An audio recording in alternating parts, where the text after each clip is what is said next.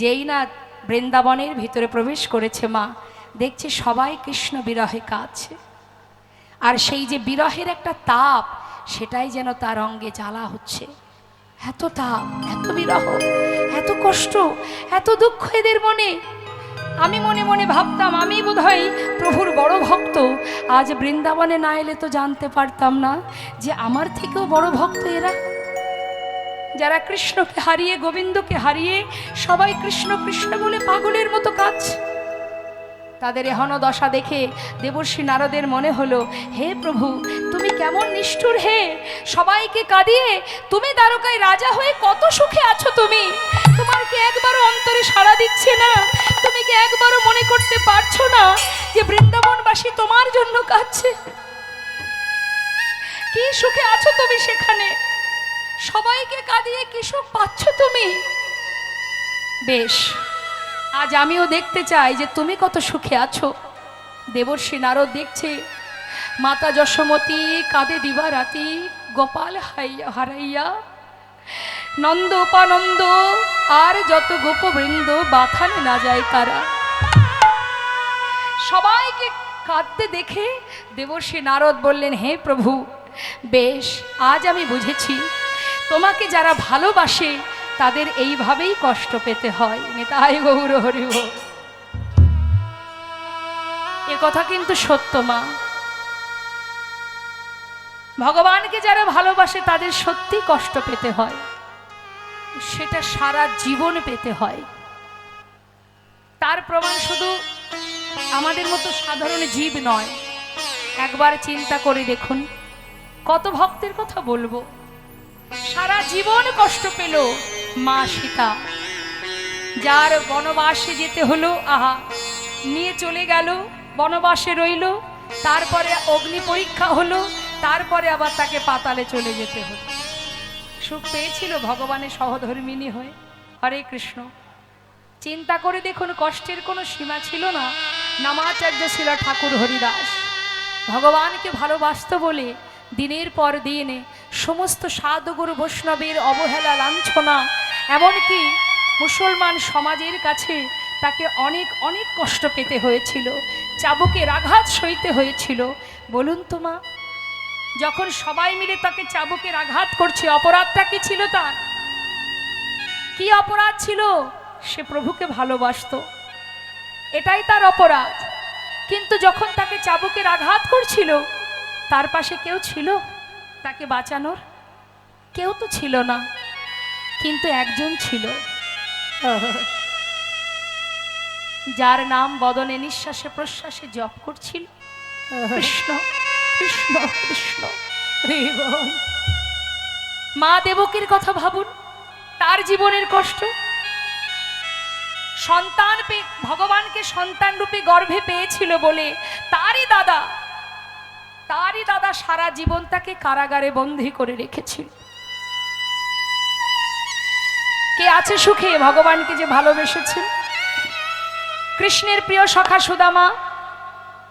চিন্তা করুন, সারা জীবন গাছতলাতে তার সন্তান, তার স্ত্রীকে নিয়ে ঝড় বৃষ্টির মধ্যে দিয়ে জীবন কেটেছে তার। কিন্তু নিঃশ্বাসে প্রশ্বাসে একটাই নাম, কৃষ্ণ কৃষ্ণ কৃষ্ণ। ভেবে দেখুন মা বিষ্ণুপ্রিয়ার কথা। নবদ্বীপে মাত্র 2 বছর ছিলেন প্রভু তার সঙ্গে। সন্ন্যাসী হয়ে চলে যাবার পর থেকে 4 দেওয়ালের মধ্যে নিজেকে বন্দী করে রেখেছিলেন। যার বদন দেখলে প্রভুর ধর্মের বিঘ্ন ঘটে যায়, সেই বদন আমি জগতে আর কাউকে দেখাবো না। কোন রকমে প্রাণ বাঁচিয়ে রাখতেন, কেন? যাতে প্রভুর সেবা করতে পারি। ভক্ত অত সহজ নয় মা, ভক্ত হওয়া অত সহজ নয়। 5 বছরের ছোট্ট শিশু প্রহ্লাদ, তার কি অপরাধ ছিল? সে প্রভুকে ভালোবাসতো বলে নিজের পিতা তাকে কত সাজা দিয়েছে। ভগবান বললেন, যে করে আমার আশ আমি তার করি সর্বনাশ, তথাপিও যে না ছাড়ে আমার পাশ, আমি হই তার দাসানুদাস।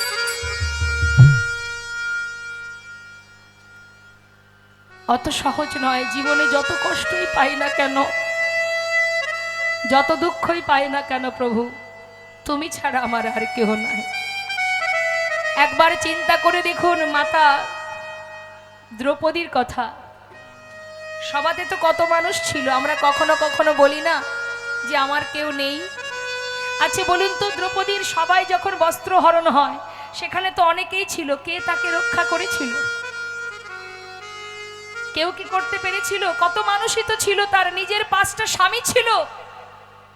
সে তো অর্জুনের কণ্ঠে মালা পরিয়েছিল একজনের সহধর্মিণী হবে বলে, কিন্তু দুর্ভাগ্যবশত তাকে 5 পুরুষের সহধর্মিণী হতে হয়েছিল। শুধু তাই নয়, সভাতে যখন 5 জন স্বামী আছে তা সত্ত্বেও যখন সেই রমণীর বস্ত্রহরণ হয়, এত জন ছিল, এত গুরুজন ছিল, স্বামী ছিল, কেউ তো তাকে রক্ষা করতে আসেনি।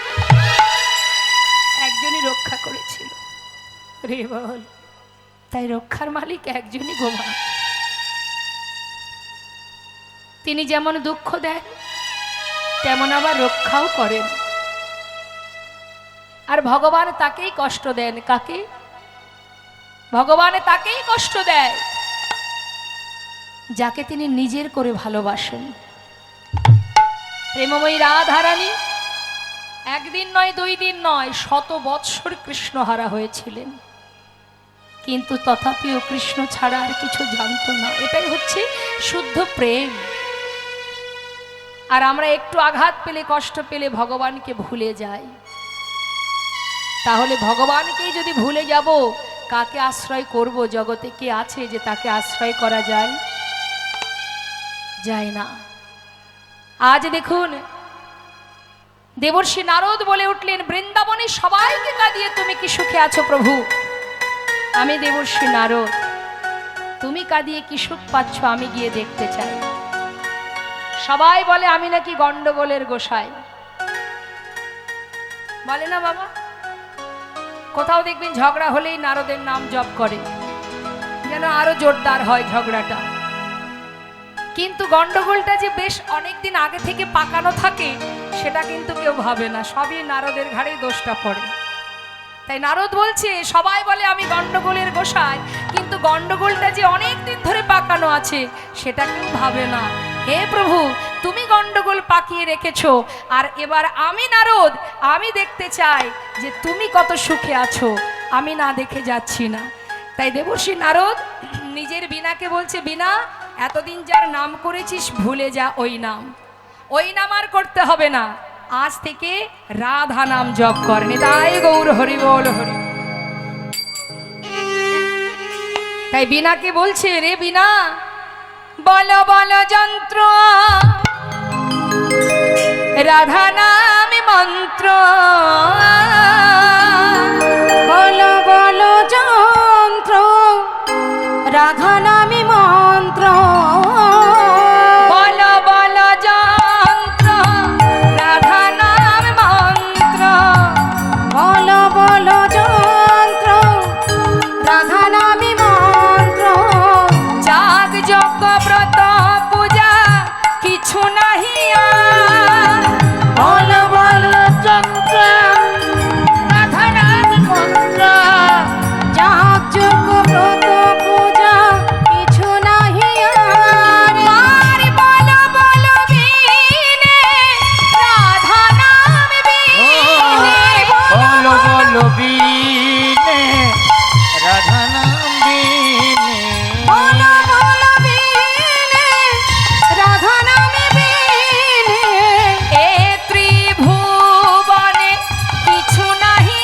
আর, বল বল রাধা নামে মন্ত্র, বল বল যন্ত্র রাধা নামে মন্ত্র, যাগ যজ্ঞ ব্রত পূজা কিছু নাহি আর, পুজো পূজা কিছু নাই হিয়া। হরিবল হরিবল। বিনাতে রাধা নাম গাইতে গাইতে দেবর্ষি নারদ এবার যাচ্ছেন দ্বারকা অভিমুখে। দ্বারকার পথে যাচ্ছে আর রাধা নাম গাইতে গাইতে যাচ্ছে। তা আমরাও একবার যাব, যখন গাইব রাধা নাম। আমরা তো যাচ্ছি লীলা শুনতে শুনতে, তাহলে সবাই মিলে আমরাও একবার রাধা নাম গাইব। চলুন, হাত তুলুন সবাই।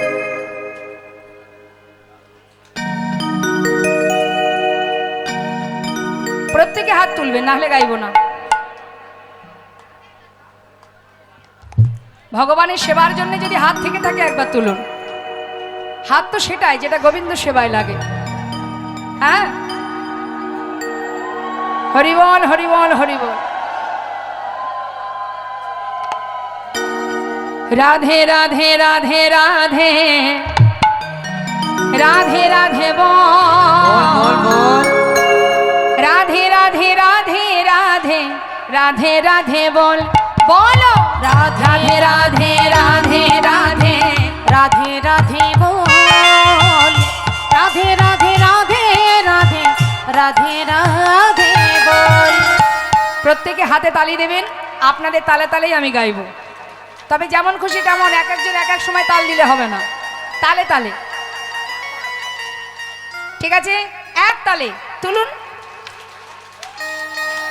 রাধে রাধে রাধে রাধে রাধে রাধে বল রাধে রাধে রাধে রাধে রাধে রাধে বল বলো রাধে রাধে রাধে রাধে রাধে রাধে বল রাধে রাধে রাধে রাধে রাধে রাধে এ রাধে রাধে রাধে রাধে রাধে রাধে বল রাধে রাধে রাধে রাধে রাধে রাধে বল রাধে রাধে বলো রাধে রাধে রাধে রাধে রাধে রাধে বল রাধে রাধে রাধে রাধে রাধে রাধে বল রাধে রাধে রাধে রাধে রাধে রাধে বল রাধে রাধে রাধে রাধে রাধে রাধে বল রাধে রাধে রাধে রাধে রাধে রাধে বল রাধে রাধে রাধে রাধে রাধে রাধে বল হে রাধে রাধে রাধে রাধে রাধে রাধে বল রাধে রাধে রাধে রাধে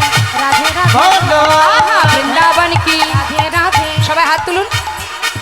বৃন্দাবন কি বলুন, জোরে জোরে বলবেন রাধে রাধে, খুব জোরে বলবেন। যতটা কণ্ঠে সুর আছে, এখানে কিন্তু রাধারানী আছেন, কণ্ঠে যতটা জোর আছে সেই জোরে রাধা নাম করবেন। তুলুন হাত।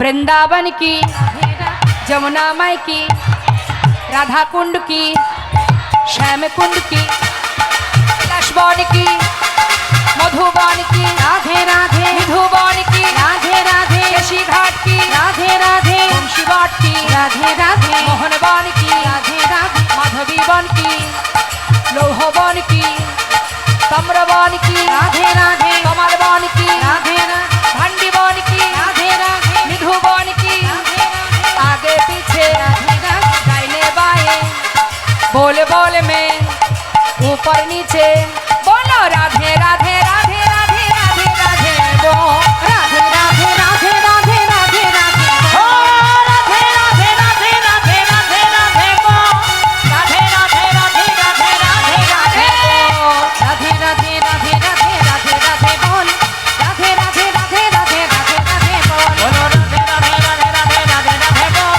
राधे राधे राधे राधे राधे राधे बोल राधे राधे राधे राधे राधे राधे बोल राधे राधे राधे राधे राधे राधे রাধা রানী কি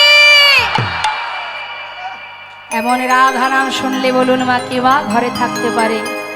মহারাজ রাধা নাম শ্রবণ করে সিংহাসন পরিত্যাগ করে গোবিন্দ ছুটতে ছুটতে পথে এসে দাঁড়ালেন।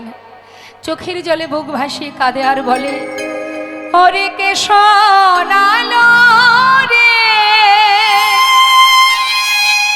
এই রাধা নাম কে শোনালো রে राधा नाम কে শোনালো রে राधा नाम केशव नालो रे এই রাধা নাম কে শোনালো রে রাধা নাম কে শোনালো রে राधा नाम केशव नालो रे राधा नाम केशव नालो रे ও যার নাম শুনে এ প্রাণ যার নাম শুনে এ প্রাণ ও যার নাম শুনে এ প্রাণ যার নাম শুনে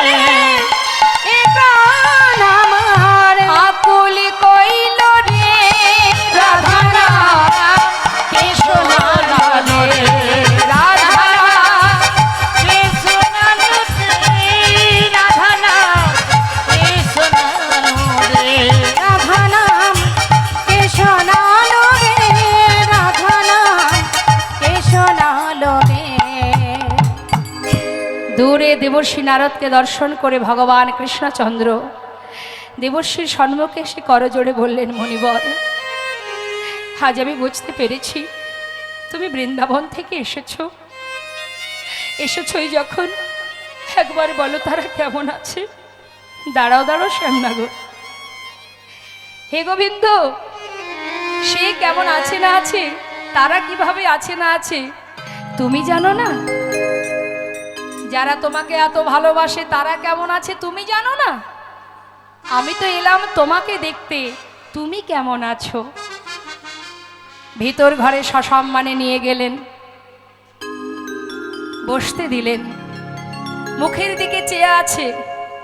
ভগবান বললেন, দেবর্ষী বলো না, কি তাকিয়ে দেখছো আমার দিকে তাকিয়ে, কি ভাবছো তুমি? মহারাজ, শুধু এটাই চিন্তা করছি, জীবনে আর কত অপরাধ কুড়াবে, আর কত পাপ বহন করবে, কি হবে তোমার উপায়? প্রভু বলছি, কেন দেবর্ষী, আমি তো কিছুই বুঝতে পারছি না তোমার কথা। মহারাজ, মনে পড়ে কুরুক্ষেত্রের কথা? কত মাকে কাঁদিয়েছ তুমি, কত মায়ের অভিশাপ তোমার মাথার উপর। আজ বৃন্দাবনে সবাই কাঁদছে, সেই কান্না সেই দুঃখ তুমি বুঝবে কি করে?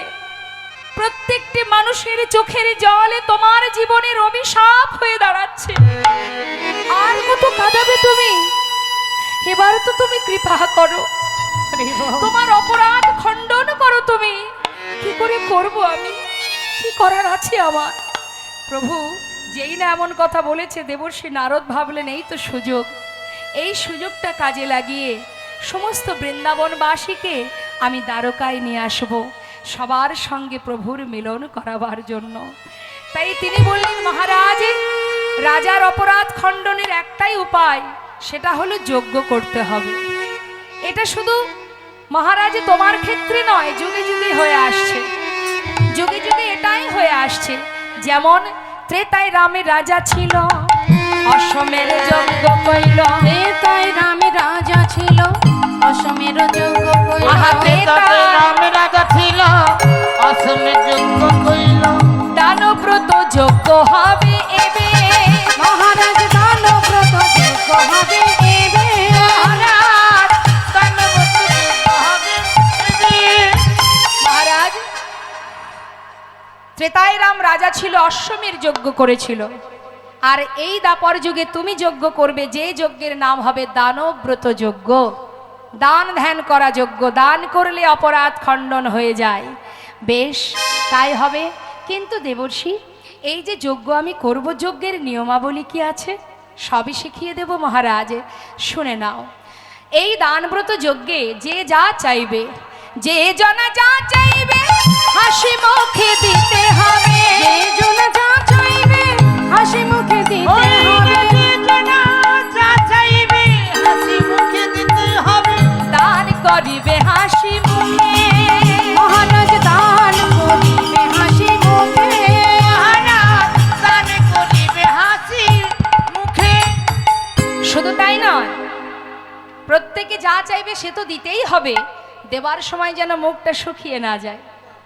আমাদের হয় না মা, ইচ্ছা নেই দেবার, তাও দিতে হবে, মনে মনে রাগও হয়, দিয়ে ফেললাম, আহা কি ক্ষতি হয়ে গেল আমার। কিন্তু ধর্মীয় কাজে কৃপণতা করা যাবে না, ধর্মীয় কাজে কৃপণতা করলে হবে না। উদার মনোভাব নিয়ে তোমাকে উজাড় করে সবাইকে সেবা দিতে হবে, দান করতে হবে। আর দান করবার পর যদি তোমার সবই শেষ হয়ে যায়, তারপরেও মন খারাপ করলে হবে না। তারপরে কি করবে মহারাজ? তারপরে আরো কাজ আছে। দান দেবার পর দেখবে অনেকের অহংকার জন্মায়। আমি আজ এতগুলো বস্ত্র দান করেছি, আমি কম্বল দান করেছি, আমি অন্ন দান করেছি। দান করার পরে অহংকার আসে না আমাদের মধ্যে? আহা কি অহংকার, যেন সব আমি করেছি, ভগবান দিয়েছে তাই তুমি করেছো। তোমার স্বীকৃতি কি? তোমার কর্মফল ভালো ছিল তাই প্রভুর কৃপায় তুমি পেয়েছো। কিন্তু তুমি যদি মনে করে থাকো সব কিছুর মালিক আমি, তাহলেই মুশকিল। তাহলেই মুশকিল যে সব আমি করেছি। অনেকে বলে না, এটা আমি করেছি, না করলে কোথায় পেতে, এ বাড়ি আমি করেছি, এই গাড়ি আমারই কেনা, আমিই করেছি, এত ধন সম্পদ বিষয় প্রতিপত্তি সবই আমি করেছি, ঘোড়ার ডিম করেছি, কিছুই আমরা করিনি। কর্ম ভালো ছিল তাই প্রভুর কৃপায় পেয়েছি। আবার যেদিন আমাদের ভিতরে অহংকার জন্মাবে, তিনি যেমন দিতে জানেন আবার নিতেও জানেন, নিতেও জানেন, কিভাবে নেবে কে বা জানে। হ্যাঁ, হরিবাসরে দান করতে গেলে দেখবেন গ্রামে গ্রামে পাড়ায় পাড়ায় চাঁদা তুলতে গেলে কারোর বাড়ি যদি 50 টাকা চাঁদা নেওয়া হয়, পাশের বাড়িতে গিয়ে যদি বলা হয় যে মাতাজি তোমার তো যা হোক কিছু তো প্রভু দিয়েছেন, তুমি 100 টাকা দেবে, সে কিন্তু 10 কথা শুনিয়ে দেয়। তুমি আমার বাড়ি রেখেছো, আমার এই দেখেছো ওই দেখেছো বলে ভাবছো আমি ধনী, তার বাড়ি 50 টাকা, আমার বাড়ি 100 টাকা কেন নেবে, 10 কথা শুনিয়ে ছাড়বে। কিন্তু তুমি যেদিক থেকেই দেবে না কেন, এদিকে যদি না দাও তোমাকে আর এক দিক থেকে দিতে হবে, দিতেই হবে তোমাকে, যেমন করেই হোক দিতে হবে। তুমি মনে করছো আমি তাকে দিলাম না, ভগবানের সেবায় দিলাম না, কিন্তু তোমার ওই লক্ষ্মী কি ঘরে থাকবে? মনে হয় থাকবে না।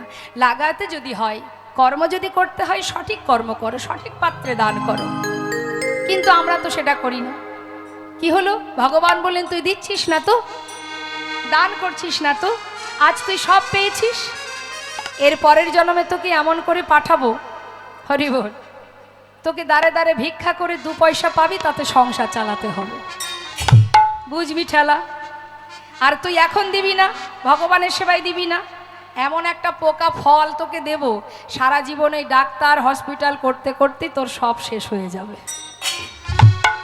তার প্রমাণ আছে বাবা। আমি কুচবিহারে এক জায়গায় গিয়েছিলাম প্রোগ্রামে, সেখানকার কমিটিরা দুঃখ করে বলছে জানেন দিদি, ভক্তের বাড়িতে ভিক্ষায় গেলে প্রেসক্রিপশন দেখিয়ে দেয়, দেখো দেখো কত টাকা খরচ হয়েছে, এত হরিবাসরে দেব কি করে চাঁদা, প্রেসক্রিপশনটা দেখাচ্ছে, কারণ এত টাকা খরচ হয়েছে রোগ ব্যাধির পিছনে, এখন তোমাকে যে চাঁদা দেব তোমাকে বেশি দিতে পারবো না, অল্প স্বল্প নিয়ে যাও।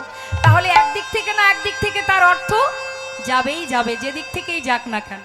তাহলে আমাদের চিন্তা করতে হবে, অর্থ যেমন লক্ষ্মী তো চঞ্চলা, সে তো ঘরে থাকবে না, অর্থাৎ দিতে যদি হয়, করতেই যদি হয়, সঠিক কর্ম করব, সঠিক পাত্রে দেব, তাহলে একটু হলেও একটু তো স্বীকৃতি পাবো, প্রভুর কৃপা পাবো, যাওয়ার পথ পরিষ্কার হবে। নিতাই গৌর হরি বল, গৌর হরি। তাই বলছি মহারাজ, দান করে যদি অহংকার এসে যায়, তার জন্য আরেকটা লাইন আছে, কি সেটা হচ্ছে প্রভু এই যে তুমি দান করলে, দান করার পরে তোমার সব শেষ হয়ে গেল, কিছুই আর রইল না, তারপরে আরেকটা কাজ, সেটা কি সব শেষে দান দিয়া ভিক্ষার ঝুলি কাঁধে লইয়া, ভিক্ষার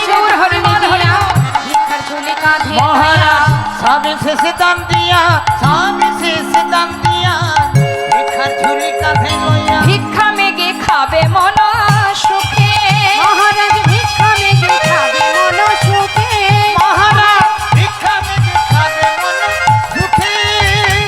দান ব্রতের এই তো রীতি, দান ব্রতের এই তো রীতি, দান ব্রতের এই তো রীতি, দান ব্রতের এই তো রীতি, শোনো শোনো হে রাজন, দান ব্রতের এই তো রীতি, শোনো শোনো হে রাজন, দান ব্রতের এই তো তোমার রীতি, দানের অহংকার দূরে যাবে, দানের অহংকার দূরে যাবে, দানের অহংকার দূরে যাবে, দানের অহংকার দূরে যাবে, দান ব্রতের এই তো রীতি, দানের অহংকার দূরে যাবে, দান ব্রতের এই তো রীতি, বলি শোনো শোনো হে রাজন, দান ব্রতের এই তো রীতি, হরি বল, হরি বল, হে রাজন, দান ব্রতের এই তো রীতি, দান ব্রতের এই তো রীতি, হে রাজন, দানের অহংকার দূরে যাবে, ভিক্ষা মেগে খাবে মন সুখে, মহারাজ ভিক্ষা মেগে খাবে মন সুখে, মহারাজ ভিক্ষা মেগে খাবে মন সুখে।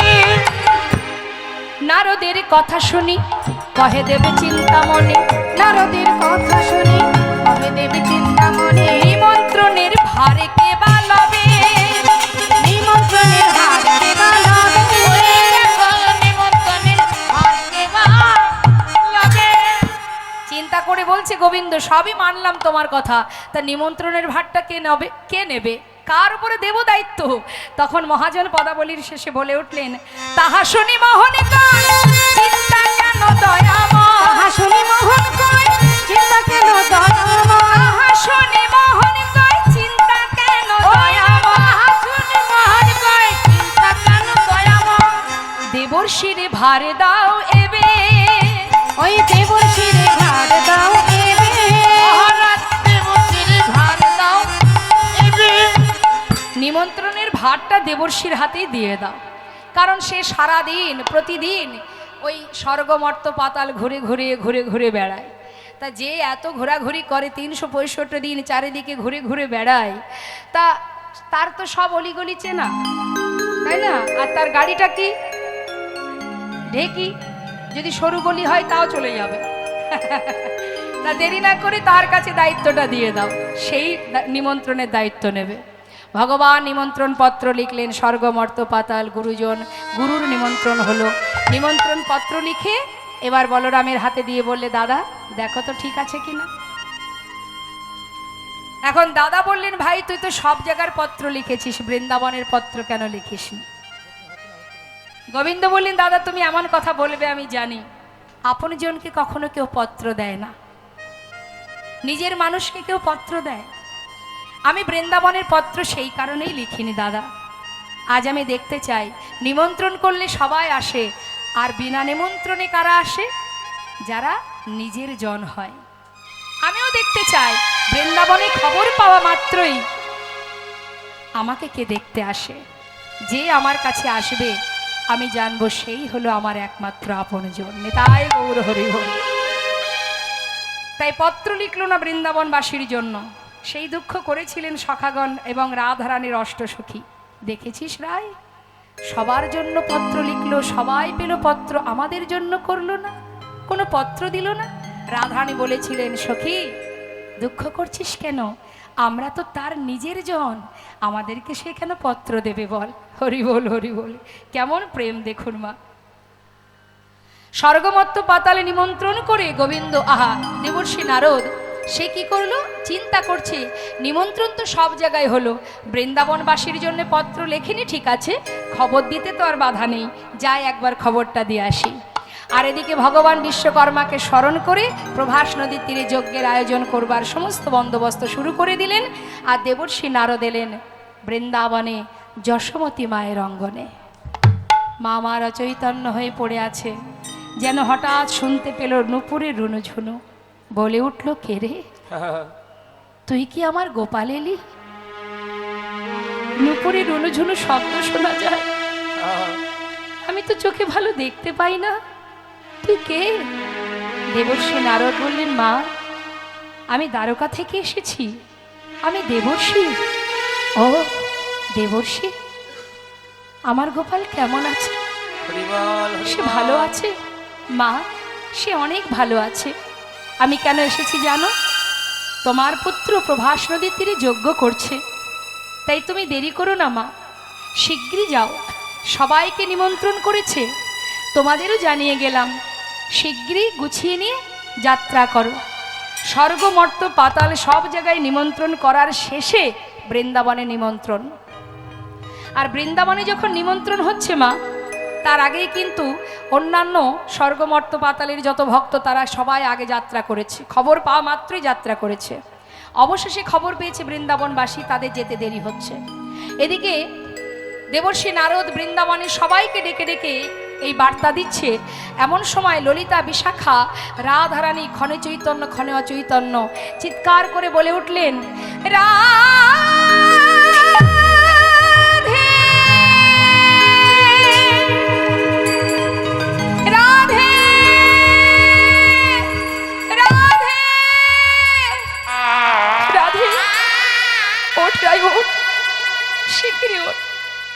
ওই দেখ দেবর্ষি এসেছে, দ্বারকা থেকে এসেছে, চল যায়, তোর বধূ কেমন আছে একবার শুনে আসি, চল ওঠ, শিগগিরই ওঠ। রাধারানীকে ধরে নিয়ে দেবর্ষি নারদের কাছে। দেবর্ষি বলছে, তোমরা কেঁদো না, সে ভালো আছে, তারা ভালো আছে, তারা যজ্ঞ করছে, তোমাদের কাছে এসেছি সেই বার্তা নিয়ে, তোমরা যে যা পারো তাড়াতাড়ি যাত্রা করো। শোনো শোনো, প্রভাসেতে যজ্ঞ করে কৃষ্ণ বলরাম, প্রভাসেতে যজ্ঞ করে কৃষ্ণ বলরাম, প্রভাসেতে দেখো প্রভাসেতে যজ্ঞ করে কৃষ্ণ বলরাম।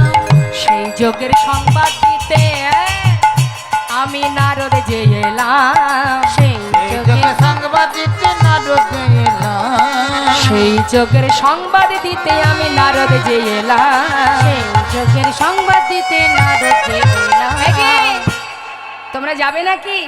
যাও যাও প্রভাসের তীরে যাও, যাও যাও প্রভাসের তীরে ও যাও, যাও যাও প্রভাসের তীরে যাও। যাও যাও প্রবাসের তীরে ও যাও, গো আর বিলম্ব করো না গো, যাও যাও প্রভাসের তীরে যাও। আর বিলম্ব করো না গো, যাও যাও প্রভাসের তীরে যাও। সেই যোগে সংবাদ দিতে নারদ এলাম, সেই যোগের সংবাদ দিতে নারদ যে এলাম। আহা, যাও আর দেরি করো না। রাধারানী যখনই খবর পেল যে প্রভাসের তীরে যজ্ঞ করছে, মনের আনন্দে রাধারানী মনস্থির করলেন, আমি আর বৃন্দাবনে থাকব না। যে বৃন্দাবনে আমার বধূ নেই, যে বৃন্দাবনে আর কোনো লীলা হয় না, সেই বৃন্দাবনে আমি আর থাকব না, আমার বধূর দেশে চলে যাব। তাই রাধারানী আমার এই যজ্ঞের খবর পেয়ে ঘর থেকে যাত্রা করেছে। যজ্ঞ বার্তা পেয়ে যাত্রা করিলেন রায়, আয় বালা গো। যোগবাতা পেজাতা চলিলেন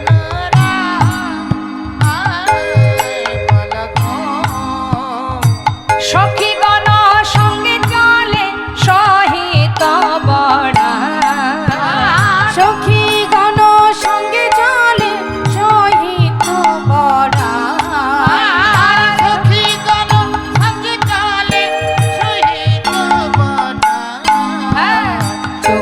বার্তা পেয়ে যাত্রা চলিলেন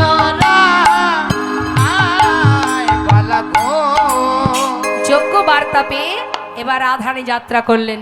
আর যেই না যাত্রা করেছে, কোথায় ছিল কালস্য কুটিলা ননদিনী? কুটিলা ননদিনী, আচ্ছা মায়েরাই বলুন, এমন ননদিনী কুটিলা কি শুধু বৃন্দাবনেই আছে?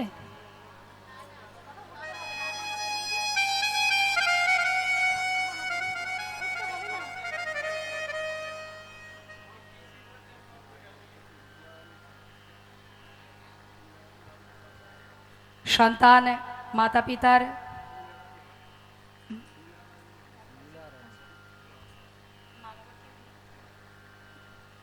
মিনা রানী মান্না আর স্বর্গীয় পাঁচকড়ি মান্না, স্বর্গীয়া মিনা রানী মান্না এবং স্বর্গীয় পাঁচকড়ি মান্না মাতা পিতা তাদের সুসন্তান মা বাবার মঙ্গল কামনার্থে হরিবাসরে 100 টাকা দান করেছেন। নিতাই গৌর হরি হরি হরি বল। নিতাই গৌর হরি। জয় রাধে। আচ্ছা, আমি বুঝতে পারছি আপনারা ভালোবেসে হরিবাসরে দান করতে আসছেন, কিন্তু যেহেতু লীলা চলছে, জয় রাধে রাধে। আস্তে বাবা আস্তে।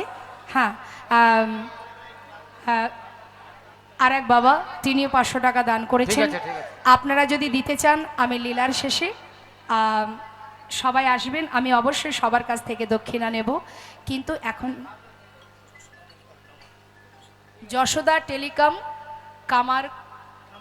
কামারকুণ্ডু। আচ্ছা আচ্ছা, তো আস্তে আস্তে, হ্যাঁ হ্যাঁ বলছি, এখন আপনারা আসবেন না, লীলার শেষে আসবেন। লীলা চলছে তো, হ্যাঁ, এই ভাবটা প্রেমটা নষ্ট হয়ে যাবে। যা রাধে রাধের সামনে তাই গৌর হয়। তাই এবার কি হলো মা? কুটিলা ননদিনী তিনি এসে দাঁড়ালেন রাধারানীর সামনে। এই বউ, তখন কুটিলা কহে কুটিলে রাখালেতে মনীষ পিলে।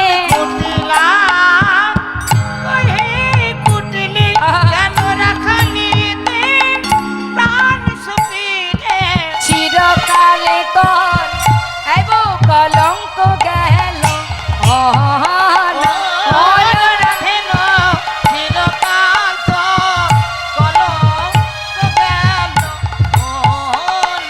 অল রাধিল চিরকাল তোর, অল রাধিল চিরকাল তোর, অল রাধিল চিরকাল তোর, অল রাধিল চিরকাল তোর কলঙ্ক গেল। কি বললেন কথাটা?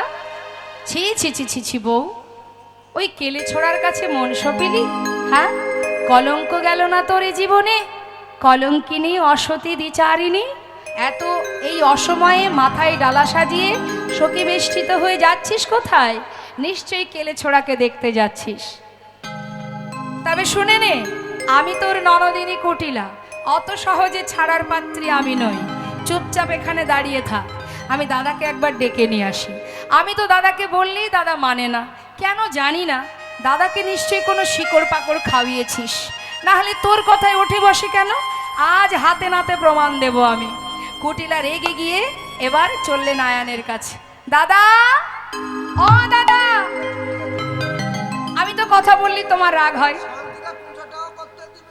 তুমি তো মায়ের পূজা নিয়েই ব্যস্ত থাকো, বউটা কোথায় যায় না যায় একটু খোঁজ খবর রাখবে না?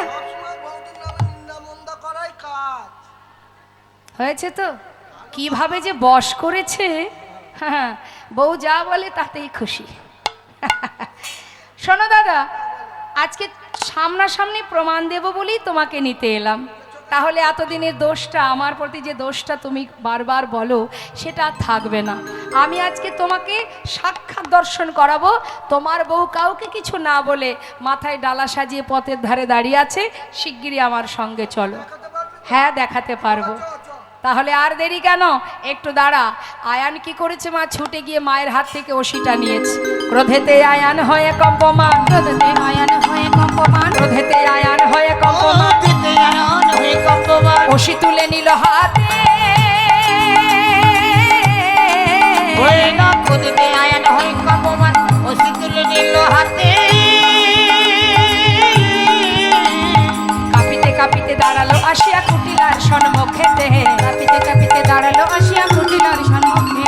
এই দেখ ওষি নিয়ে এসেছি, এই দেখ বসে নিয়ে এসেছি, এই দেখ ওষি নিয়ে এসেছি, এই দেখ বসে নিয়ে এসেছি। ফুলের কাঁটা দূর করিতে এই দেখ ওষি নিয়ে এসেছি, ফুলের কাঁটা দূর করিতে এই দেখ বসে নিয়ে এসেছি। কাঁপিতে কাঁপিতে দাঁড়ালো আসিয়া কুটিলার সম্মুখেতে। কাঁপিতে কাঁপিতে দাঁড়ালো আসিয়া কুটিলার সম্মুখে। ক্রোধেতে আয়ান হয়ে কম্পমান, কাঁপতে কাঁপতে মায়ের হাত থেকে ওষিটা নিয়েছে। কুলের কাঁটা আজ আমি দূর করবই। তাড়াতাড়ি করে ওষি নিয়ে কুটিলার হাত ধরে চললেন রাধানের কাছে। রাধানের কাছে এসে যেই না দাঁড়িয়েছে, দেখছে সত্যি রাধানী পসরা মাথায় নিয়ে দাঁড়িয়ে আছে। এসে জিজ্ঞাসা করলেন আয়ান, ছি ছি ছি ছি ছি, হ্যাঁ রে বউ, এই বউ, আমাকে ছেড়ে যাচ্ছিস কোথায়? বল, কোথায় চলেছিস? ছি ছি ছি ছি, হ্যাঁ রে, সব কুলে কালি দিয়ে ঘরের লক্ষ্মী পরপুরুষের কাছে যাওয়া। নিজ পতি তেজি পরপতি ভোজি, নিজ পতি তেজি পরপতি ভোজি, নিজ পতি তেজি পরপতি ভোজি, পরপতি ভোজি। মজিলি রাখাল সহানে।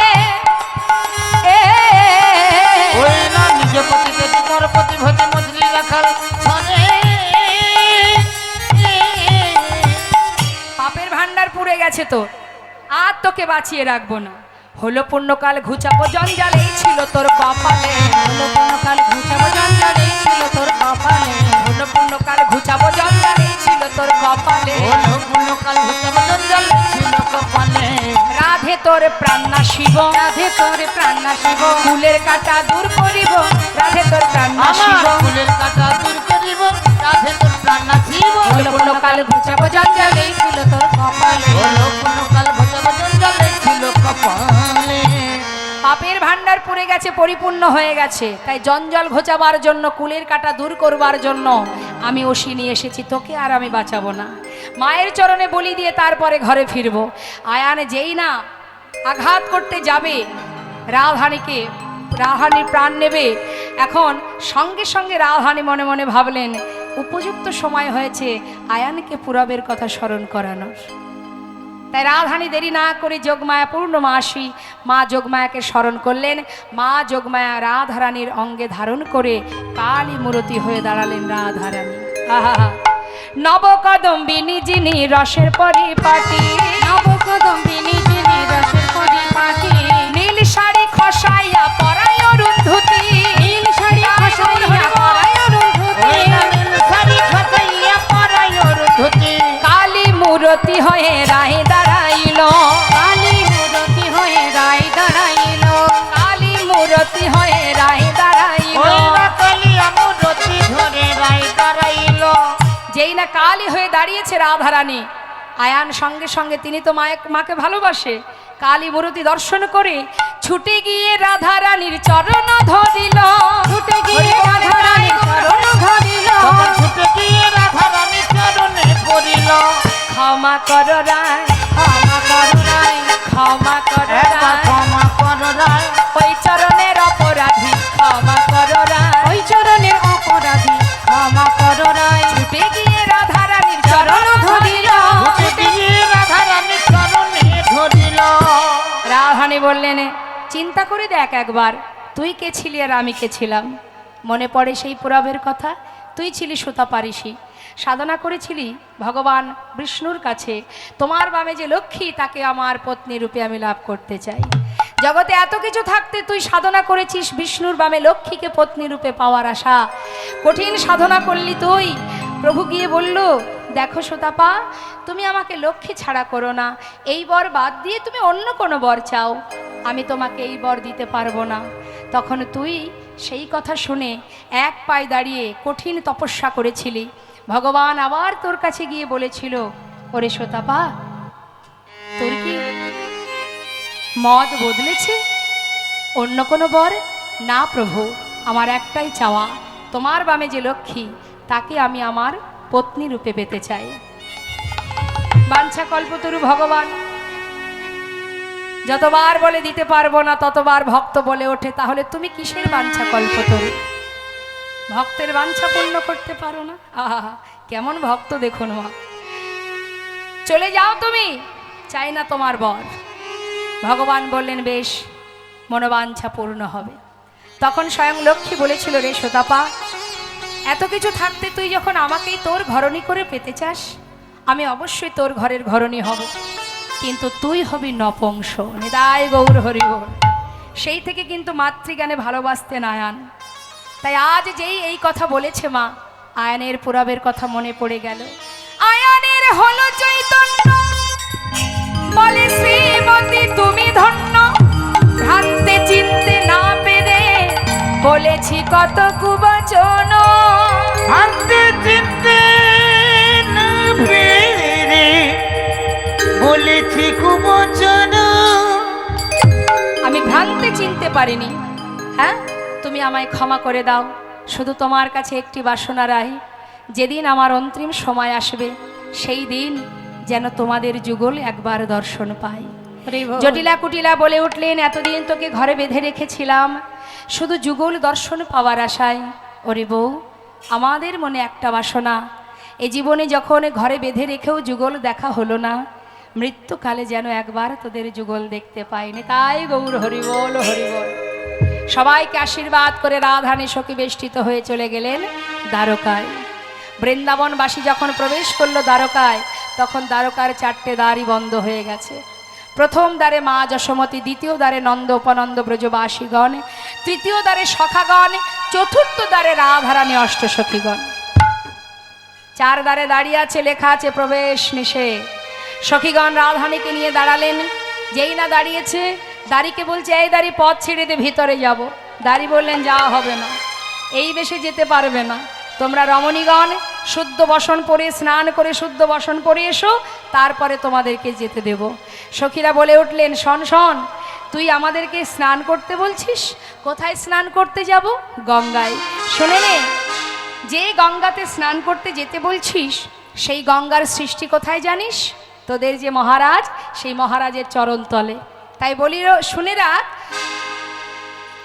হ্যাঁ রে, এই দাঁড়ি।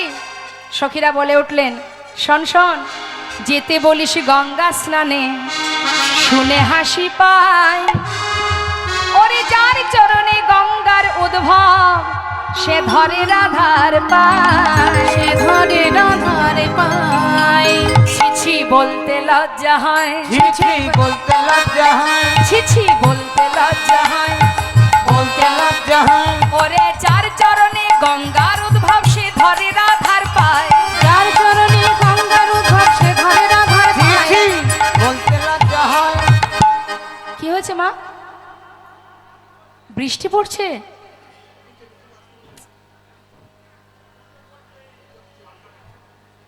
খুব জোরে হচ্ছে কি? আচ্ছা কি করবেন বলুন, যতটুকু সম্ভব একটু দাঁড়িয়ে আস্বাদন করুন। তখন বলে উঠলেন সখীগণ, হ্যাঁ রে রায়, এই দাড়িগণ বলে কি রে?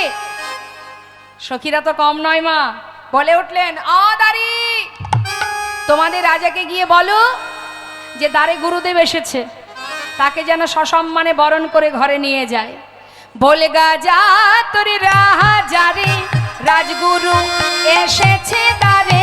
বলগা যা তো রাজা রে, রাজগুরু এসেছে দ্বারে। পায়ে ধরে নিয়ে যেতে বল, ওহে দাড়ি, পায়ে ধরে নিয়ে যেতে বল, ওরে দাড়ি। কিসের যোগ্য কাহারে রে, কিসের যোগ্য করে রে, ও সে কেমন যোগ্য করে রে, কেমন যোগ্য করে রে। গুরু বিনা তোদের রাজা কেমন যোগ্য করে রে। হইল গুরু বিনা তোদের রাজা কেমন যোগ্য করে রে। পায়ে ধরে নিয়ে যেতে বল, ওহে দাড়ি। পায়ে ধরে নিয়ে যেতে বল, ওরে দাড়ি।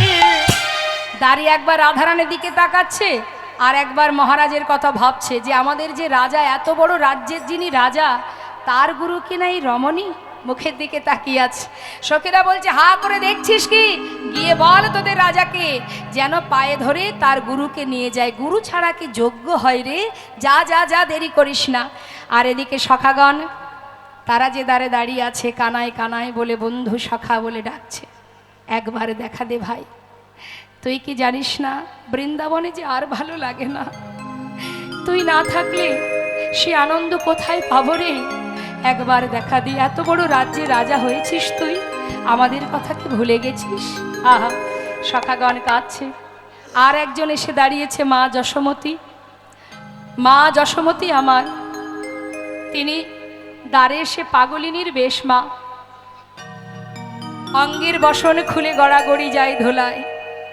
পাগলিনীর ন্যায় কত আশা নিয়ে আজ গোপালকে দেখবে বলে ব্রজবাসীর কাছ থেকে একটু একটু করে ননি মাখন চেয়ে আজ সেই ননি মাখনটুকু নিয়ে এসেছে আজ দ্বারকায়। দাড়িকে বলছে, দাড়ি আমি একটু ভিতরে যাব, যেতে দে না। দাড়ি বলছে, এখন তো আর যাওয়া হবে না, দেখছো না কি লেখা আছে, প্রবেশ নিষেধ। আর তো যাওয়া যাবে না, যজ্ঞ শুরু হয়ে গেছে, আর যাওয়া যাবে না। হ্যাঁ রে, আমাকে যে যেতেই হবে, একটি বার ভিতরে যেতে দে। আমার গোপাল এত বড় যজ্ঞ করছে। তোমার গোপাল? কে তোমার গোপাল? ওরে, তোদের যে রাজা, সেই তো আমার গোপাল। অট্টহাসি হাসছে দোয়ারপাল। আরে, আমাদের রাজার মা হবে রাজমাতা, এমন কাঙালিনী কেন হতে যাবে? বুড়িমা, নিশ্চয়ই বেশ কিছুদিন হয়েছে না খেতে পেয়ে এমন পাগলের মতো বকছো।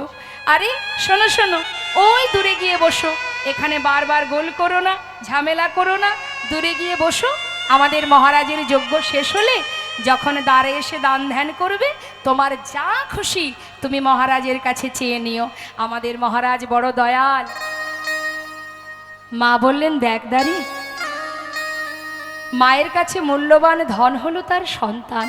হরিবল। আমার কাছে কোনো কিছুরই অভাব নেই রে, শুধু আমার সন্তান আমার কাছে নেই।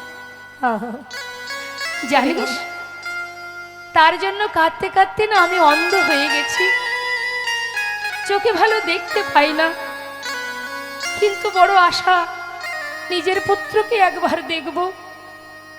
তাই কত কষ্ট করে সেই বৃন্দাবন থেকে দ্বারকায় এলাম। ওরে দাঁড়ি, আমার গোপাল কতদিন ননি মাখন খায়নি, সে অনাহারে দিন কাটাচ্ছে, একবার যেতে দে না। আহ, কেন বারবার বিরক্ত করছো?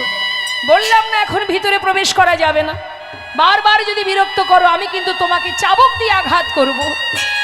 মা বললেন, মারবি তো মার, যত খুশি মার, কিন্তু তবুও বলবো, তোর হাতে ধরি, তোর পায়ে পড়ি, একবার আমায় যেতে দে, একটি বার যেতে দে। আমার গোপাল যে না খেয়ে আছে, একবারে যেতে দে। কোনো কথাই না শুনে দাঁড়িয়ে দেখছে, তো কোনো কথাই শুনছে না, বিরক্ত করছে। চাবুক নিয়ে আঘাত করতে শুরু করলেন। যতবার তার অঙ্গে চাবুকের আঘাত পড়ছে ততবার মা চিৎকার করে গোপাল গোপাল বলে ডাকছে। গোপাল রে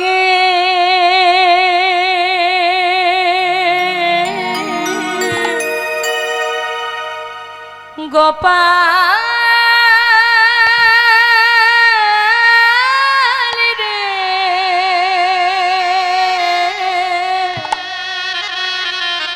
সাড়া দে গোপাল সাড়া দে।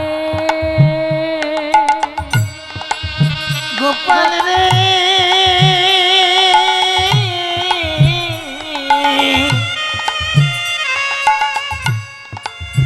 একবার সারা দে গোপাল সারা দে।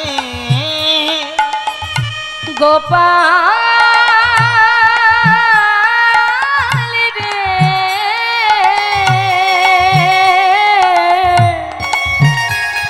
ওরে সাড়া দে গোপাল সাড়া দে। গোপাল রে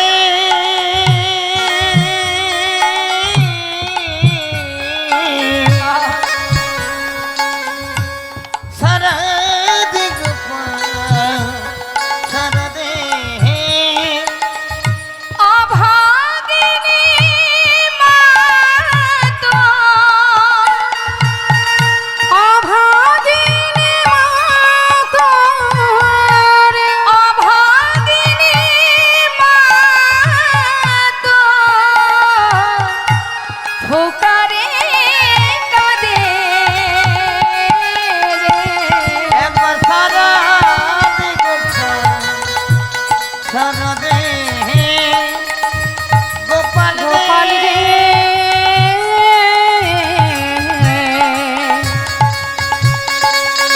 সাড়া দে গোপাল সাড়া দে। কাঙালিনী বলে কি দিবি না সাড়া, নয়নের মনিরে তুই নয়ন হারা। ওই কাঙালিনী বলে কি তুই দিবি না সারা, নয়নে মনি রে তুই নয়ন তারা। দেখিতে কি পাইব, দেখিতে কি পাইব সেই নয়নে রে। সারা দে গোপাল সারা দে গোপাল রে।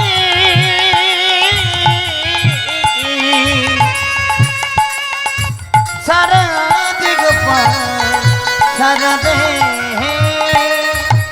যে বাঁশি বাজিয়েছিলি বৃন্দাবনে, সে বাঁশি বাজা আবার সবারই কানে। যে বাঁশি বাজিয়েছিলে বৃন্দাবনে, সে বাঁশি বাজাও আবার সবারই কানে। ওরে গোপাল রে, ওরে আমার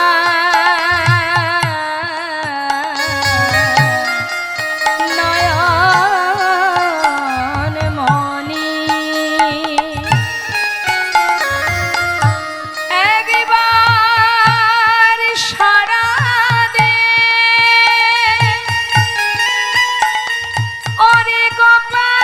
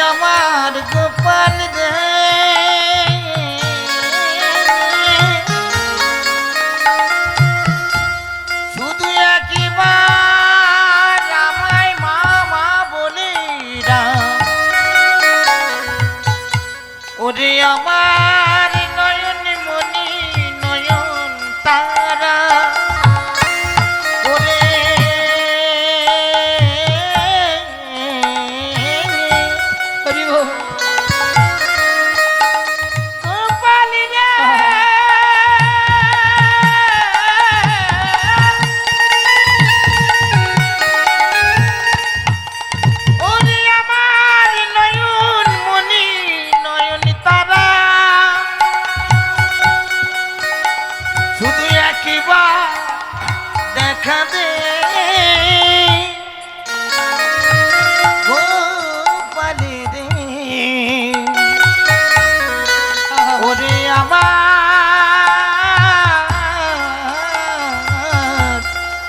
গোপাল গোপাল ওরে গোপাল যে বাঁশি বাজিয়েছিলে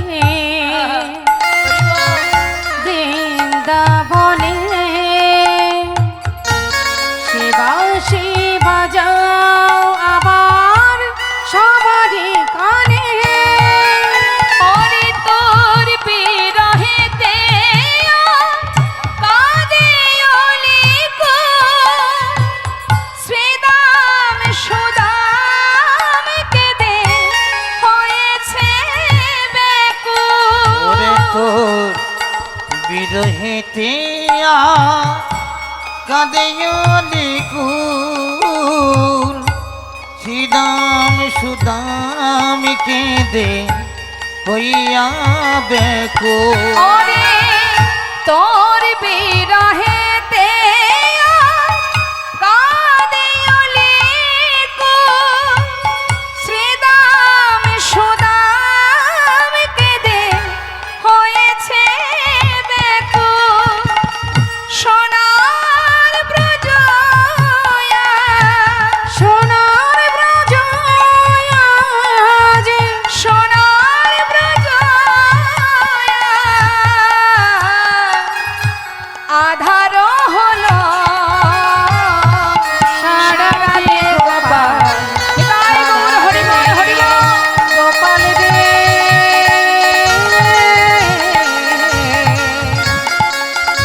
সারা দে গোপাল সারা দে গোপালে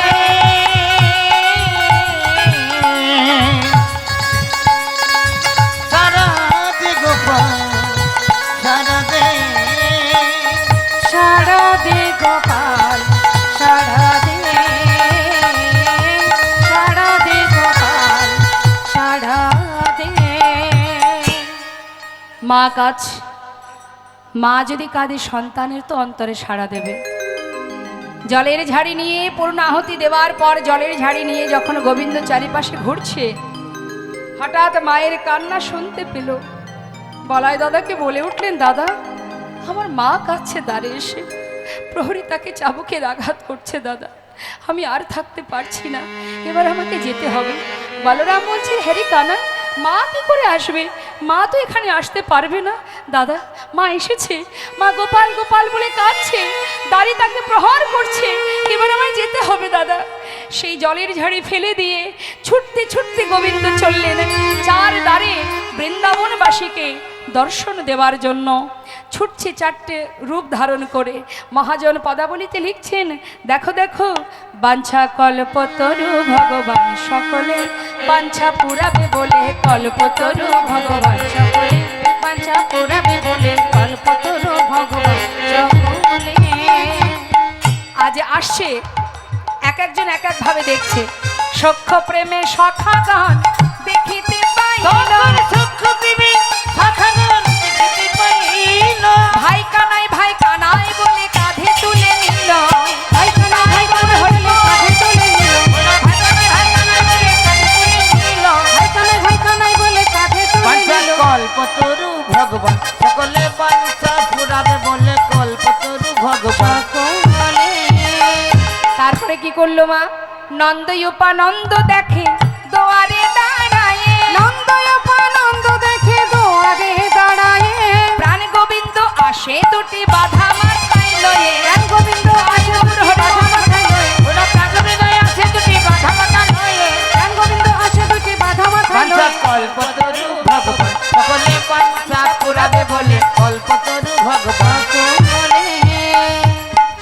আর এদিকে মা কি করলেন, গোপাল ছুটতে ছুটতে আসছে, গোবিন্দ ছুটে এসে কি করলেন, আজ মা দেখছে কি, আহা বাৎসল্য ভাবেতে গেল ওই মা যশোদার কোলে, বাৎসল্য ভাবেতে গেল মা যশোদার কোলে।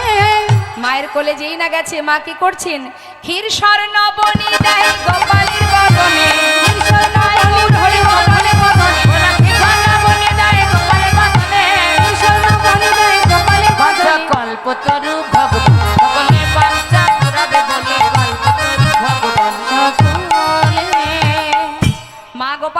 দিচ্ছে, দোয়ারপাল দেখে অবাক, সর্বনাশ, একজন কাঙালিনী ভিখারিনী, তার কোলে মহারাজ বসে ননি সেবা করছে, এ কি করে মা হতে পারে? আমাদের মহারাজের মা তো মাতা দেবকী, ইনি কি করে মা হবেন? বার্তাটা দিয়ে এলো কোথায় না, চলে গেল মা দেবকীর কাছে। মা দেবকী খবর পেয়ে ছুটতে ছুটতে এলেন, এসে এবার মা যশোমতীর কোল থেকে গোপালকে হাত ধরে টানছে আর বলছে, আমার কৃষ্ণ, আমার সন্তান, আমার পুত্র। আর মা যশোমতী গোপালকে চেপে ধরে বলছো, আমার কানাই, আমার সন্তান, আমার গোপাল। এখন দ্বারকাবাসীও তো চিন্তায় পড়ে গেল, সত্যি তাহলে মাকে। তারাও বলতে লাগলেন যে দেখো, তোমরা দুই মায়ে যদি এক সন্তানকে এইভাবে টানাটানি করো, আমাদের মধ্যেও তো চিন্তা বেঁধে যায়। তাই আমাদের এই কৌতূহল, আমাদের চিন্তাটাকে আমরা পরিষ্কার করতে চাই।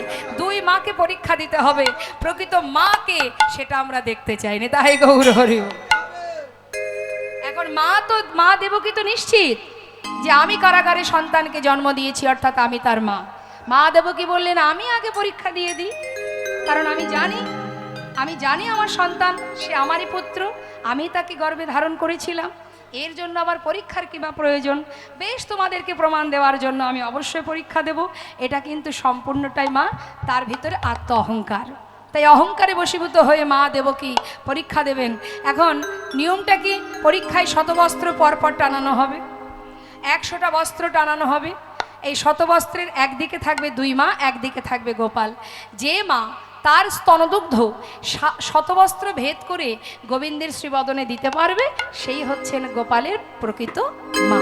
হ্যাঁ, আমরা প্রমাণ করে দেবো সেই প্রকৃত মা।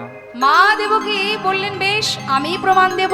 এবার মা কি করলেন, তাড়াতাড়ি করে পরীক্ষায় দাঁড়িয়ে গর্বে দেবকী সস্তন ধরে, গরবে দেবকী সস্তন ধরে, গর্বে দেবকী সস্তন ধরে, গর্বে দেবকী সস্তন ধরে, প্রথম বসন ভেদে না করে, প্রথম বসন ভেদে না করে, প্রথম বসন ভেদে না না প্রথমে বচন ভেদ না করে, ভেদ হলো না, ভেদ হলো না, ভেদ হলো না, ভেদ হলো না, প্রথম বসন ভেদ হলো না, প্রথমে বচন ভেদ হলো না, প্রথম বসন ভেদে না করে, প্রথম বসন ভেদে না করে।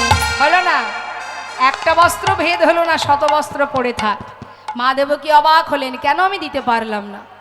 আমি তো তাকে জন্ম দিয়েছি, আমি কেন আমার স্তনদুগ্ধ গোপালের বদনে দিতে পারলাম না?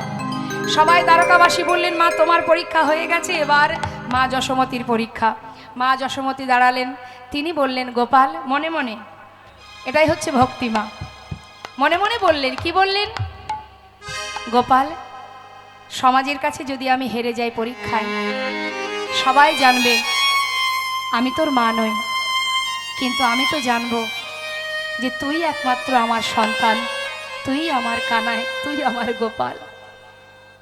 তাই মা আমার চোখের জলে কাঁদছেন, বুক ভাসিয়ে কাঁদছেন, আর পরীক্ষায় দাঁড়িয়ে তিনি গোপালকে চিৎকার করে ডাকছেন, গোপাল গোপাল গোপাল বলি,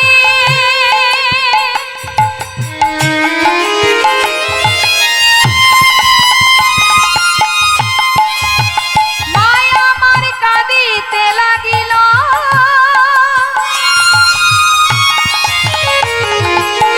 শত বস্ত্র ভেদ করে দুগ্ধ বদনে পড়িল। তাই গৌর হরি বল বলে,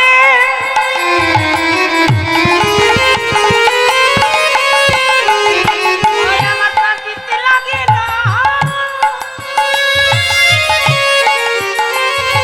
শত বস্ত্র ভেদ করে দুগ্ধ বদনে পড়িল, ভাসায়ে দিল, ভাসায় দিল, ভাসায়ে দিল, ভাসায় দিল, গোপালের বদন ভাসায়ে দিল, গোপালের বদন ভাসায় দিল, যজ্ঞকুণ্ড ভাসায়ে দিল, কুণ্ড ভাসায় দিল, নয়ন নীরে দুগ্ধ ক্ষীরে গোপালের বদন ভাসায়ে দিল, নয়ন নীরে দুগ্ধ ক্ষীরে গোপালের বদন ভাসায় দিল, শত বস্ত্র ভেদ করে দুগ্ধ বদনে পড়িল। শত বস্ত্র ভেদ করে দুগ্ধ বদনে পড়িল। তাহলে প্রকৃত মা কে হলো? মা দেবকী জিজ্ঞাসা করলেন, তবে আমি তোকে জন্ম দিলাম, আমি কেন দুগ্ধ দিতে পারলাম না?